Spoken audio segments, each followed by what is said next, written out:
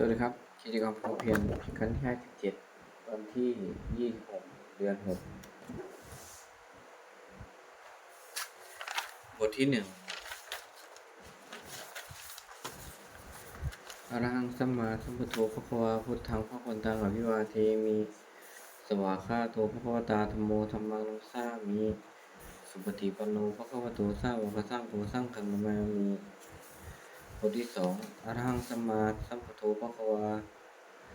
บทที่2อรหังสัมมาสัมพุทโธสุจีรังปานินิพุตโตคุณิหิธารมโนธานิปารมีหิจทิสติยาวชิวังอหังพุทธังธัมมังสารนังกัตโตปุเชมิรัตนัตยังธัมมังจารามิโสถินาบทที่3สมันตาจักวาเรสุอัตตราคัญชันตุเทวตาสัทธัมมังมุนีราสัสสาสุนันตุสัคขโมคทังสัพเคกาเมจรูเปคิริสิหรตเตสันตริเควิมานีทีเปรเทจคามีตรุวนาคหานีเคหาวัตถุมิเคเตภุมมาจายันตุเทวาชรทาวะลาวิสเมยขาคันทัพพนาคาติทันตาสันติเยยังมุนีวรัจจนังสาทโวเมสนันตุธรรมสวนากาโลยัมพัทันตาธรรมสวนากาโลยัมพัทันตาธรรมสวนากาโลยัมพัทันตาบทที่4นะโมตัสสะภะคะวะโตอะระหะโตสัมมาสัมพุทธัสสะนะโมตัสสะภะคะวะโตอะระหะโตสัมมาสัมพุทธัสสะนะโมตัสสะภะคะวะโตอะระหะโตสัมมาสัมพุทธัสสะบทที่5พุทธังสรณังคัจฉามิธัมมังสรณังคัจฉามิสังฆังสรณังคัจฉามิทุติยัมปิพุทธังสรณังคัจฉามิทุติยัมปิสังฆังสรณังคัจฉามิทุติยัมปิสังฆังสรณังคัจฉามิตติยัมปิพุทธังสรณังคัจฉามิตติยัมปิธัมมังสรณังคัจฉามิตติยัมปิสังฆังสรณังคัจฉามิ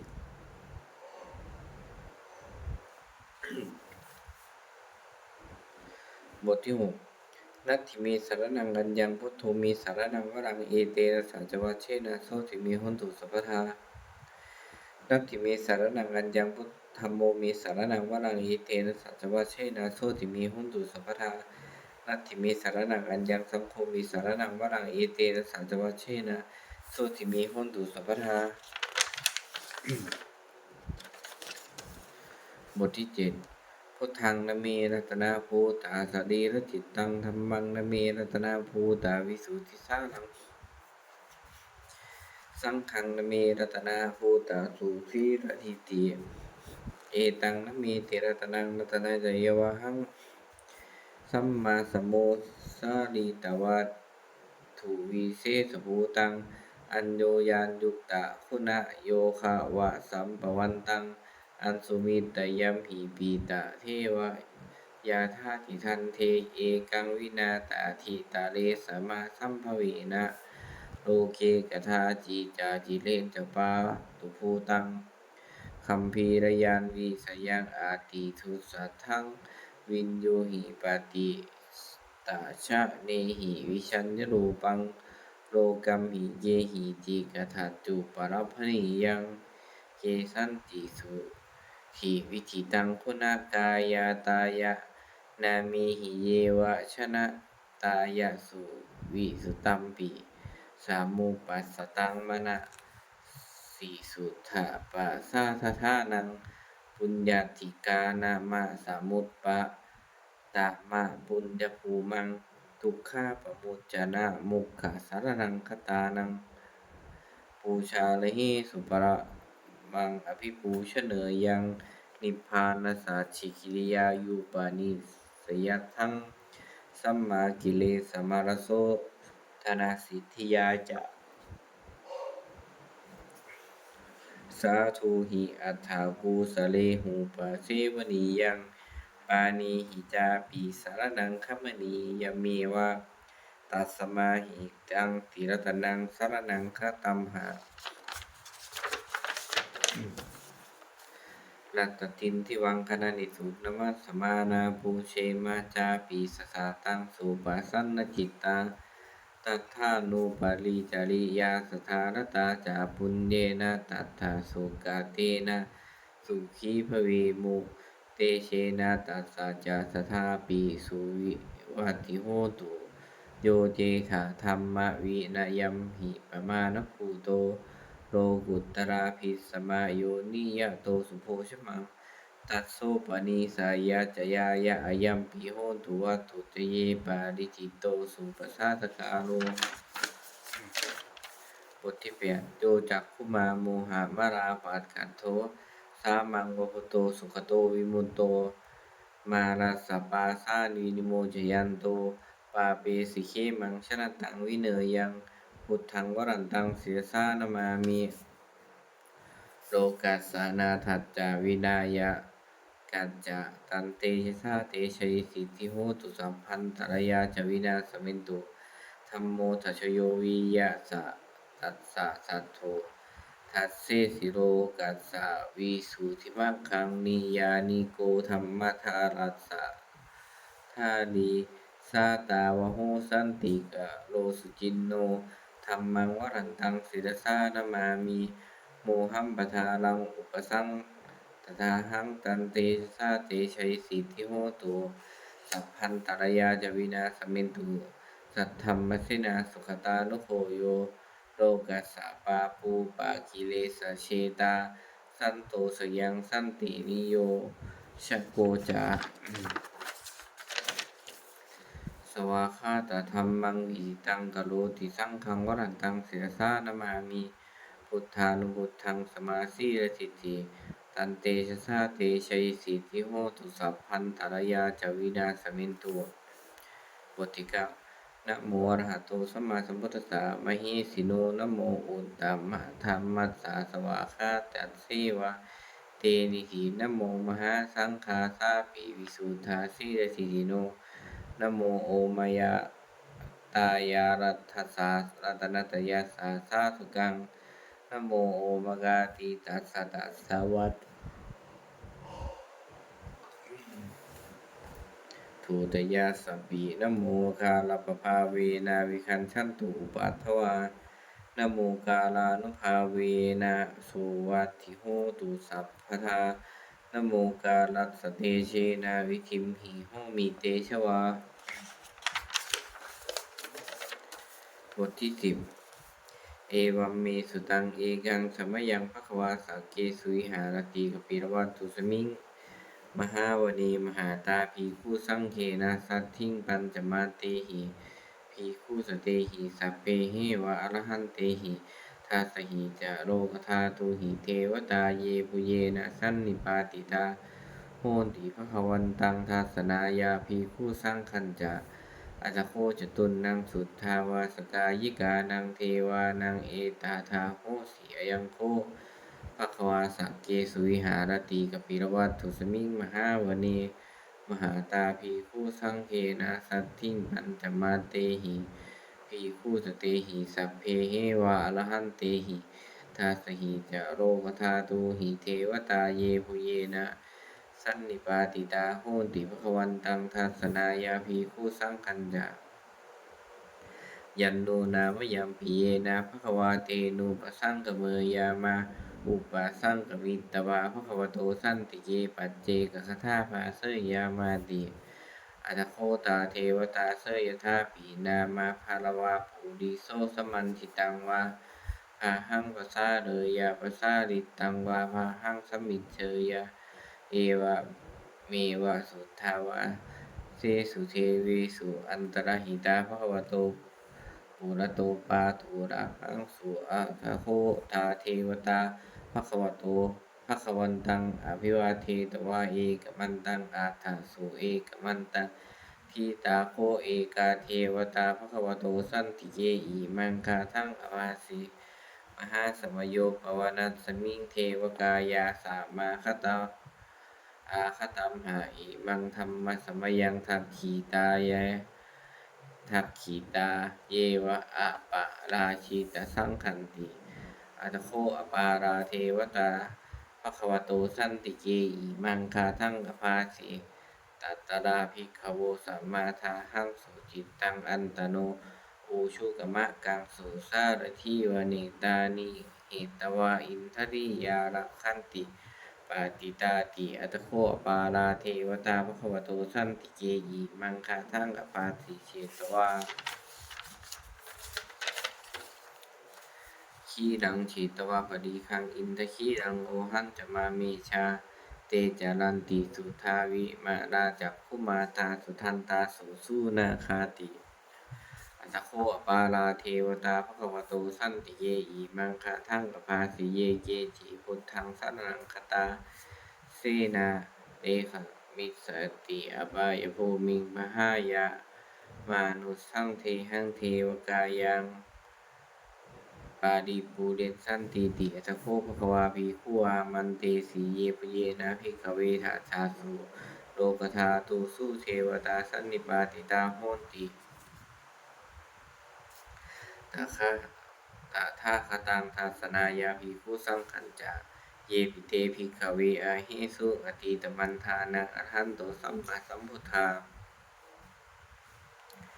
เตสัมปีภควันตานังเอตปรมาเยวเทวตาสันนิปาติตาอาหิสุเสยธาปิมหังเอตระหิเยปิเตภิกขเวภาวิสันติอนาคาตามัทธานังอรหันโตสัมมาสัมพุทธาเตสัมปีภควันตานังเอตปรมาเยวเทวตาสันนิปาติตาภาวิสันติเสยธาปิมหังเอตระหิอติคิสามิภิกขเวเทวกายานังนามานีจิตตยิสามีภิกขเวเทวกายานังนามานีเทสิสามีภิกขเวเทวกายานังนามานีตังสุนาถาสาสุกังมานาสิกาโรธาภาสิสามีติเอวังพันเตติโคเตปีคูภควาโตปัจจโสสุงภควาเอตทาโวจาสิโลกะมานุโลกัสสามิยัตถภูมิมัตหาสิตาเยติตาคิริคัมพลังปะหิตัตตาสมาหิตาปูทุสีหาวสันนินาโรมหังสาภิสัมภูโนโอทาตามาทามะนะสาสุทาวีปัสสันนะมะนาวิราพินโยปัสสะเตเชปัสสะเตยัตตวากานิกปิรวัตถเวตาโตอามันตยิสัทธาสาวกีสัตนีระเตเทวกายาอภิกันตาเตวิชานาถาภิกขโวเตจะอาตัปปมังกาลุสุตตวาพุทธัสสะสาสนังเตสัมปาตุราหุงยานังอามานุสานาทัสสนังอเปกีสัตตามัตตคุงสหัสสังอาทัสสัตตลิงสัตตังเอเกสหัสสานังอามานุสานามัตตสุงอเปเกนันตมัตตคุงทิพาสัพพาทุพุตาอาหุงตัมจัสัพพังอภิญญายะววาคิตวานาจักขุมาตะโตอามันตยิสัทธาสาวกิสัสเนหเตเทวกายาภิกันตาเตวิชานาถาภิกขโวเยโวหังคิตยิสามีขีลาหิอานุปุณพโสสัตตะสหัสสังสาวายาคาปุมมากับปิรวัตถวาอิทิมันโตชุติมันโตวนวันโตยัสสะสิโนโมทัมมานาภิกรรมภิพุนังสมิติวนังชาสหัสสาหิมวาตายาคานานันตวันนิโนอิทิมันโตชุติมันโตวนวันโตยัสสะสิโนโมทมานาภิกขมุภิกขุนังสมิติวนังสาตาขีราติสหัสสายาคานานันตวันนิโนอิทิมันโตชุติมันโตวันวันโตยัสสะสิโนโมทมานาภิกขมุภิกขุนังสมิติวนังอิเจเตโสลาสะสหัสสายาคานานันตวันนิโนอิทิมันโตชุติมันโตวันวันโตยัสสะสิโนโมทมานาภิกขมุภิกขุนังสมิติวนังเวสามิตาปัจจสตายาคานานันตวันนิโนอิทิมันโตชุติมันโตวันวันโตยัสสะสิโนโมทมานาภิกขมุภิกขุนังสมิติวนังกุมพิโรราชคาหิโกเวปุลลาสานิเวสนังพินโยนังสัตตาสหัสสังยาคานังปาเยรูปาสติกุมพิโรราชคาหิโกโสปะคาสมิติวนังปุริมันติสังราชาทัตตะโทปัสสติคันธัมพานังอธิปติมหาราชายาสาสิโส ปุตตาปิตัสสะภะคะโวอินทนามาหัมภราอิทธิมันโตชุติมันโตวันวันโตยาสาสิโนโมทมานาภิกขมุภิกขุนะสมิติว่าตาคินันติสังราชาวีรูโหตปสาสติภูมิพันธานังอธิปติมหาราชายาสาสิโสปุตตาปิตัสสะภะคะโวอินทนามาหัมภราอิทธิมันโตชุติมันโตวันวันโตยาสาสิโนโมทมานาภิกขมุภิกขุนังสมิติวนัง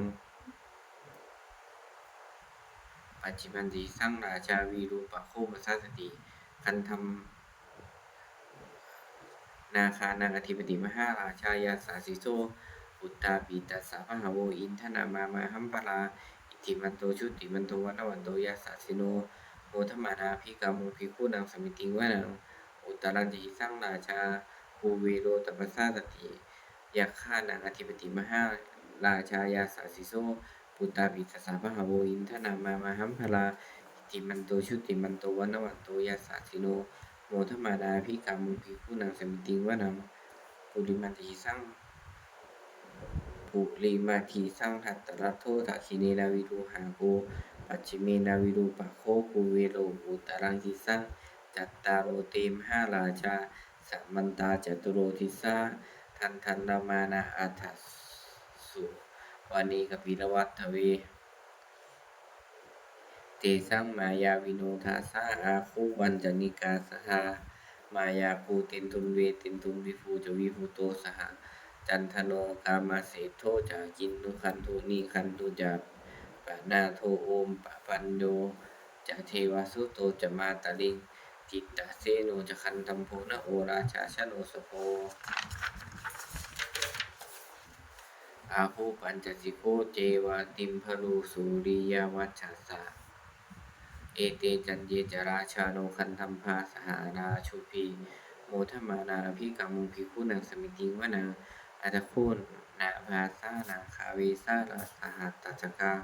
กัมภาลาสะตะราหาโคปยคาสหายาติพียามุนาธาตานัทธาจะคูนาคายาสาสิโนเอราวันโนมหานาโคโสปะคาสมิติวนังเยนาคาราเชสหสหรันติทิพาติชาปะคีสุปะคีวีสุทัจจคูวิหายัคาเตวะนามัจฉะปัตตาจิตตาสุปันนาอิติเตสะนามาอาภยันตถานาคานาคราชานามาสิสุปันนโตขิมามากาสิพุทโธสันนาหาหิวาจาหิอุปะวะหายันตาอานาตานาคาสุปันนาสารนามกังสุพุทธังทิตาวะชีระหันเทนะสามุทังอสุราสิตาหาตาโรวาสวาวันเสเตอิทิมันโตยาสาสิโนกาลคัญชามหาภิสมาอสุราหานาเวคาสาวีปาจิตติสุจิตติจะปะหาราโทนาโมจีสหสาตัญจะภรีปุตตานังสาพีเวโรจานามกาสันนันหิตวาภริงเตนังราหุพันธามุปคามงสัมมาโยธานิพันธันเตภิกขุนังสมิติงวนังอาคูปัตอาอาโปจะเทวาปัทวีจะเตโชวาโยตถาคมุงวารุณเทวาโสโมจะยัสสาสาสหเมตตากรุณากายิกาอาคูเทวายัสสาสิโนทัสเสติสัสยากายาสัพเพนานันตวันนิโนอิติมันโตชุติมันโตวันวันโตยัสสาสิโนโมทัมมานาภิกขมุภิกขุนังสมิติวนังเปทูจะเทวาสหาลีจะอาสัมมาจะทูเวยามาจันทันสุปนิสาเทวาจันทามาภูปุราคิตาสุริยันสุปนิสาเทวาสุริยามาภูปุราคิตานาคันตานิภูราคิตวะอาหูมันทาวาลาหากาวะสุนังวาสะโกสิโทสักกะสักโกปะคาปูลินตโต ทัสสิติทัสสะกายาสัพเพนานันตวันนิโนอิทธิวันโตชุติวันโตวันนวันโตยัสสะสิโนโมทัมมานาภิกขามุภิกขุนังสมิติงวนังอัตถคูสหภูเทวาชลมขิสีฆาเดวาอาลีทักกาจะโลชาจะอุมมาปุณพนิภาสิโนวารุณาสหธรรมาจะอัจจุตาจะอนีชกาสุเลยารุจิราอาโควาสาวะเนสิโนทัสเสติทัสสะทากายาสัพเพนานันตวันนิโนอิติมันโตชุติมันโตวันวันโตยัสสะสิโนโมทมานาภิกขามุภิกขุนังสมิติงวนังสัมมนามหาสัมมนามานุสามนุสตมาขีทาปทุสิกาอาคูมานุปทุสิกาอาสคุหาละโยเทวาเยจโรหิตาวาสิโนปาราคามหาปาราคาอาคูเทวายาสาสิโนทัสเสติทัสสะทากายาสัพเพนานันตวันนิโนอิติมันโตชุติมันโตวันนวันโตยัสสะสิโนโมทมานาภิกขามุภิกขุนังสมิติงวนังสุกาการุมหาอรุณาอาโคเวคานาสาสหโอทาตคัญญหาปาโมฆะคูเทวาวิจักขนาจัตถามันตาหาราคาชามิสกาจายาสาสิโนทานะยังอาคาปะชุนโนโยทิสาอาภิวัสติทัสเสติทัสสะทากายาสัพเพนานันตวันนิโนอิติมันโตชุติมันโตวันนวันโตยัสสะสิโนโมทัมมานาภิกขามุภิกขุนังสมิติงวนังเคมิยาตุสิตายามากัตถกาจยัสสะสิโนสัมภิตตการามาสิทธาโสตินามาจะอาสวานิมานาลาติโนอาโคอัตถคูปารานิมิตาทัสเสติทัสสะทากายาสัพเพนานันตวันนิโนอิติมันโตชุติมันโตวันวันโตยัสสะสิโนโมทัมมานาภิกขามุภิกขุนังสมิติงวนังสัทธิติเทวานิกายาสัพเพนานันตวันนิโนนามันวาเยนะอันคันชุงเยจันติสัทธิสาสาปาวุฒชาติมัคคีนังโอคะตินนามานาสวังตะเคโมขาตารังนาคังจันทาวะอสิตาติตังสุพัมมาปารมันโตจักพุตตาอิทิมะโตสหสานังกูมาโรติโซจะโซปาคาสมิติงวนังสหัสพัมมาโลกานังมหาพัมมาพีติทัติอุปปันโนชุติมันโตภิสมากายโยยัสสะสิโสทัสเสทะอิสราอาคูปันเจกะวะสวัตติโนเตสันจะมัจฉะโตอาคาหาลิโตปาลิวาลิโตเตจะสัพเพอภิกันเตสินทีเทวีสพัมมะเกมาลาเสนาอภิกามิปัสสะกันหัสสะมันเทียงเอถาคันหาถาพันธาถาราเคนะพันธามัตถุโวสมันตาปาริวาเลถามาโวมุจิถาโกจินังอิติตัตถมหาเสโนกันนะหาเสนังอเปสิเยปานีนาตารามาหัจจาสารังกัตตวานะเพราวังยาธาปาวุสโกมีโคทานายันโตสะวิชูโกตถาโซปัจจุทาวัตติสังคุโทอาสยังวาเสตัญจสัพพังอภิญญายาวะคิตวานะจักขุมาตะโตอามันตยิสัทธาสาวกีสัสนีนเตมานาเสนาภิกันตาเตวิชานาถาภิกขโวเตจะอาตัปปะมากะลุสุตตวะพุทธศาสนังวิตราเคหิปักกามุนีสังโนมัมปิอินทยุงสัพเพวิชิตาสังขามาพยาติตายาสาสิโนโมทันติสหภูเตหิสาวกาเตชเนสุตาบทที่11อเสวนาจะพาลานังปฏิตานันจะเสวนาปูชาจะปูชนียานังเอตมังครุตตมังปฏิรูปะเทสาววาโซจะโล ปุเพจะกตัญญูตาอัตตาสัมมาปะนิทิจะเอตัมมังครุตตมังพาหุงสัจจันจะสิบปัญจวินโยจะสุขิขิโตสุภาสิตาจะยาจา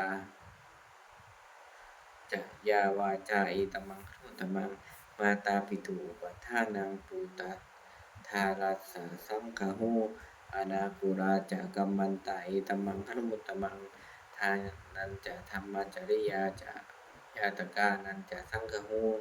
อานะวัญชานิกัมมานิเอตัมมังครุตตมังอาลติวิรติปาปามัจจปานาจะสัญญโมอัปปมาโทจะธรรมมีสุเอตัมมังครุตตมังคาโรจะนิวาโตจะสันตุทิจะกตัญญูตากาลีนะธรรมาสวนังเอตัมมังครุตตมังขันติจะโสอัจจะสตาสามะนานันจะทัสสนังกาลีนะธรรมาสากัญชาเอตัมมังครุตตมังตะโพจะพรหมจาริยัญจะอริยสัจจานะทัสสนังนิพพานาสัจฉิกิริยะฉิกิริยายะยะยะจะเอตัมมังครุตตมัง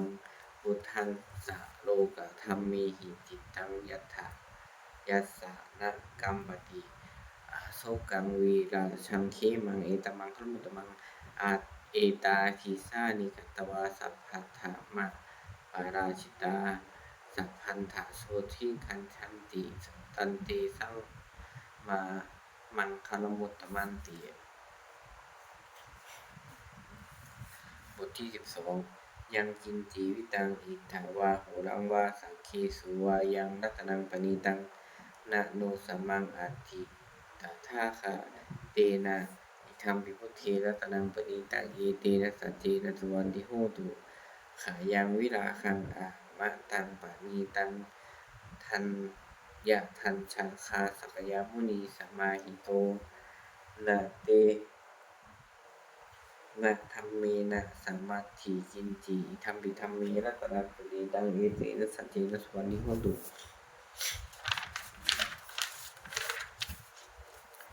ยัมพุทธะเสธุปริวานะยีสุจิงสมาธิมานันตาริกัญญามาโหสมาธินาเตนะสัมโมนะวิชติอิธัมปิธัมเมรัตนังปณีตังเอเตนะสัจเจนะสุวรรณทิโหตุเยบุคคละอัตถะสัตตังปัสสัตตาสัทธาจัตตาริเอตานิยุคานิโหติเตทักขิเนยาสุขะตัสสะสาวกาเอเตสุทินนานิมหัมพลานิอิธัมปิสังเขรัตนังปณีตังเอเตนะสัจเจนะสุวรรณทิโหตุเยสุปยุตตามานะสาทันเทนะนิกามิโนโคตัมมะสาสะนัมหิเตปฏิปัตตาหะมะตังวิคันหะ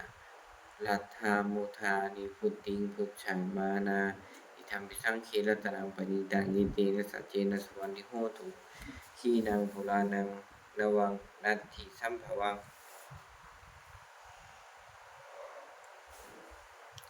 วีรันตทิตายาติเจภาวัสมิงเตชินาภิชาวิรูหิชันธานิพพันติทีรายาทายัมปะทิโป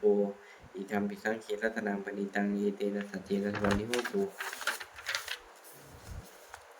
บทที่13อัตตาหเวชิตังเสยโยยาจายังอิตะลาปชาอัตตาทัตตัสสะโปสัสสานิจจังสัญญาตาจาริโนเนวาเทโวนะคันธัมโพนะมาโรสหะภมมุนาชิตังอปาชิตังกอิลาตาธารูปัสสะสันตุโนบทที่14ภาสิตามิทั้งเตนะภควตาชานตาปัสสตาอรหันตาสัมมาสัมพุทเทนะเอถาตุมหิมาอนุสเวนะมาปารัมมาปารายะมาอิติจิรายะมาปิตากะสัมปทานีนามาตักกะหิตุมานายะคะเอนะมาอากาลปะลิวัตวิตักเกนะ มาทีถินิชานักขันติยามาภะรูปตายามาสัมมาโนโนคโลยาธาตุเมหิอันตนาวะชาเนยาถาอิเมธัมมากุสลาอิเมธัมมาสาวัญชาอิเมธัมมาวินโยคาลาหิตาอิเมธัมมาสัมมันตาสมาธินาอหิตายาทุกขายาสังวัตันติอัฏฐตุเมหิอัปปะชาเฮยาถายะธาตุมหิอัตตนาวะชาเนยถาอิเมธัมมาภูสลาอิเมธัมมาอานาวัญชาอิเมธัมมาวินยูปัสสันทาอิเมธัมมาสัมมันตาสมาธินาทักขิตายะสุขายะสังวัตันติอัฏฐตุเมหิอุปสัมปัชชาวิหะเลยยธาติบทที่15อุปนิยติชีวิตมัปปมายุชโลปนิตัสสะนะสันติตานาเอตังพยังมรณีปิขมโนปุญญานิกายิราธาสุขาวะอานิอุปนิยติชีวิตมัปปมายุชโลปนิตัสสะนะสันติตานาเอตังพยังมรณีปิขมโนโลกามิสังปะชะหิสันติภิกขุโยธากายานาสังขยะโมวาจายะอุทาเจตสาตังตัสสะเปตัสสะสุขายะโหติยังชีวมานุปกาโลติปุญญังธัมโมหะเวรัคขติธัมมจาริงธัมโมสุจินโนสุขมะหะมาหะมาวะหาติเอสานิสังโฆธัมเมสุจินเนนาทุกขติงคันชันติธัมมจารีสัพเพสังขาราอนิจจาติยถาปัญญายาปัสสติอาถานิพินทติทุกเขสัมมโควิสุทธิยาสัพเพสังขาราทุกขาติยถาปัญญายาปัสสติอาถานิพินทติทุกเขสัมมโควิสุทธิยาสัพเพธัมมาอนันตาติยถาปัญญายาปัสสติอาถานิพินทติทุกเขสัมมโควิสุทธิยาบทที่16อาปันนากถานาเมเกทุติยังอโหตกิกาเอตะทัญญายะเมธาวิตะคันเทยะอาปันนกังอาหุเวสรนังยันติปะภาตานิวะนานิจาอารามารุขาจิตยานิมานุสาภยาตัชิตาเนตังโคสรนังเขมังเนตังสรนังมุตตมังเนตังสรนังคัมมาสัพพะทุกขาปมุจจติโยจาพุทธัจจะธัมมัญจะสังฆัญจะสรนังคโตจัตตาริอริยสัจจานิสัมมันปัญญายาปัสสติทุกขังทุกขาสามุปทังทุกขาสะจะอธิกัมมังอริยัญจะอัตถิกิกังทุกขุปัสสัมมาคามินังเอตังโคสรนังเขมังเอตังสรนังมุตตมังเอตังสรนังคัมมาสัพพะทุกขาปมุจจติ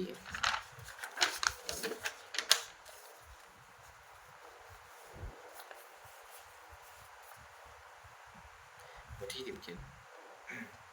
อตีตังนานาวาขเมยะนัปปติกังเขอนาคตัง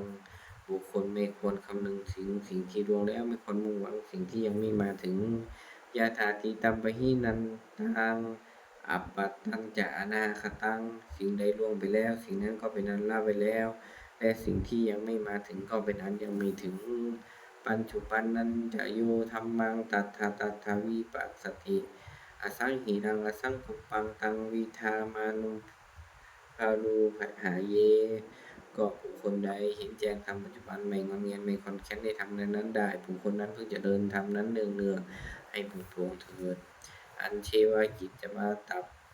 ปังโกชยามารานังสุเวพึงทำของเวียนเสียในวันนี้แลใครเราจะรู้ความตายในวันพุ่งนาหิโนสังขลันเตนะมหาเสนีนะมัจจุนาเพราะว่าความผัดเพี้ยนกับมัจจุราชผู้มีเสนาใหญ่นั้นย่อมไม่มีแก่เราทั้งหลายเอวังวิหาริมาตาปิงอะ โหนันตะมะตันทิตังตังเวพันเทการันโตติโสโตสันโตอาจิขเตมุนีติพามุนีผู้เงียบสงบย่อมเรียกบุคคลธรรมดาย่อมเรียกบุคคลย่อมเรียกบุคคลผู้มีปกติอยู่อย่างนี้มีความเพียรไม่เกียจคร้านทั้งวันกลางวันและกลางคืนนั่นแหละว่าผู้มีตาตีถึงเจริญโดยประการชนิดแลบทที่18ชราธัมโมมหิชรังนัตติโตเรามีความแก่เป็นธรรมดาจะล่วงพ้นความแก่ไปไม่ได้พยาธิธัมโมมหิพยาธิงนัตติโตเรามีความเจ็บไข้เป็นธรรมดาจะล่วงพ้นความเจ็บไข้ไปไม่ได้มรณาธัมโมมหิมรณังอนัตติโตเรามีความตายเป็นธรรมดาจะล่วงพ้นความตายไปไม่ได้สัพเพหิเมปิเยหิมานาเปหินานาภาโววินาภาโวเราจะละเว้นเป็นต่างๆคือว่าเราจะต้องพัดพาจากของรักของสะดวกใจทั้งหลายทั้งปวงกัมมันสโกมหิกัมมาทายาโทกัมมโยนิกัมมพันธุกัมมปฏิสารโนเรามีกรรมเป็นของตนมีกรรมเป็นผู้ให้ผลมีกรรมเป็นแดนเกิดมีกรรมเป็นผู้ติดตามมีกรรมเป็นที่พึ่งอาศัยยังกัมมังกาลิสามีกัลยาณังวาปาปะกังวา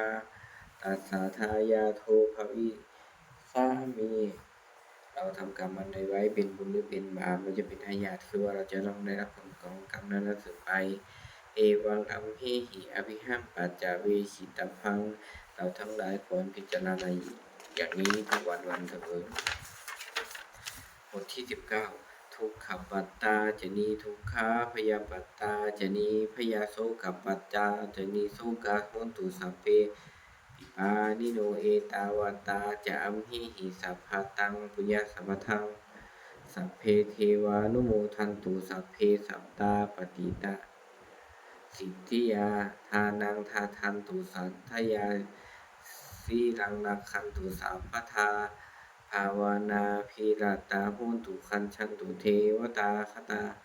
สัพเพพุทธาภรปัตตาปัจเจกานันจะยังพลังอรหันตานันจะเตเชนะรักขันพันธามีสัพพโสบทที่20หันธรรมยังมาปฏิทานาคาอายุพนวเสยาเทวตาสันติวิหารวาสินีทูเปคะเลโพธิคะเลตหินตาธรรมทานีนาภวันตุจิตาโสทิงกาโรเตนะถาวิหารมันทะเลเทราจมัชฌานาวกาจาภิกขโวสารามิกาทานาปาติปฏิอุปาสกาคามาจาเทสานิคามาจาอิสลาสัปปานาโพตาสุขิตาภวันตุเตชาลาพุชานดีปีจาอันถาสัมภวังสังเสทชาตาอาถาโวปะปาติกานิยานิกังธรรมวรังปะนิปากิจจเตสัพเพปิทุกขัสสะการโรตุสังขยังถ้าตูจิตังสตังธัมโมธัมมันถาราจะบุคลาสังโฆโหตุสัมมัคโควะอัฏฐายะจะหิตายะจะเออัมหิรักขันตุสัมธัมโมสัพเพปิธัมมจาริโนพุทธิงสัมปาปุญญามะธัมมิอริยปเวทิเตบทที่21หันธรรมยังปฏิทานาคทายโยพนวเสบุญญาสิทานิกาตัสสะยานัญญานิกาตานิเมเตสันจะภาคิโนโหตุสัตตานันตาปมาณยาเจปิยาคุณาวันตาจะมหังมาตาปิตาทโยทิทามีจาปาญาทิทาวาอันเยมัชฌะตะเวดิโนสัตตาติทันติโลกัสสมิงเตภุมมาจตุโยนิกาปัจจาปัจเจจะปัจเจกจตุโอกาลาสังสรันตาภวาภเวยาตังยีปฏิทานัมมีอนุโมทันตุนิสยัง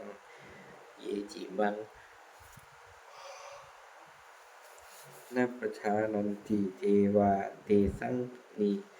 วิสยุงมยาทินนานาปุญญานังอนุโมทนาเหตุนาสัพเพสัตตาสัทธาโหนตุสัอวินาสุขชีวิโนเขมาปทันจาปปโพตุเตสะสาสิชาตังสุภาขอสัตว์ทั้งหลายไม่มีที่สิ้นสุดไม่มีประมาณจงเป็นผู้มีส่วนแห่งบุญที่ข้าพเจ้าได้ทำในบัดนี้และแห่งบุญทั้งหลายอื่นที่ข้าพเจ้าได้ทำแล้วคืนชนเราใดเป็นที่รักผู้มีคุณมีมารดาและบิดาของข้าพเจ้าเป็นต้นที่ข้าพเจ้าได้เห็นเมื่อแม้ไม่ได้เห็นและสัตว์ทั้งหลายทั้งปวงที่เป็นกลางและมีเวรกรรมต่างอยู่ในโลกเกิดในภูมิสามเกิดในกำเนิดสี่มีขันธ์ห้าและขันธ์หนึ่งและขันธ์สี่ท่องเที่ยวอยู่ในภพน้อยภพใหญ่สัตว์เราได้สร้างมาในส่วนบุญของข้าพเจ้าแล้วขอสัตว์เหล่านั้นจงอนุโมทนาทานเองเถิดก็สัตว์เราได้ย่อมไม่ทราบการให้ส่วนบุญของข้าพเจ้าขอ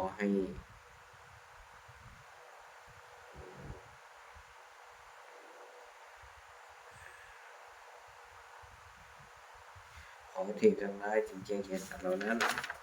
ขอเหตุคืออนุโมทนาบุญทั้งหลายที่ข้าพเจ้าให้แล้วขอสัตว์ทั้งปวงจงอย่ามีเวรอยู่เป็นสุขเสมอเถิดและจงถึงทางอันเกษมเถิดขอความหวังอันดีของสัตว์เหล่านั้นจงสำเร็จสัตว์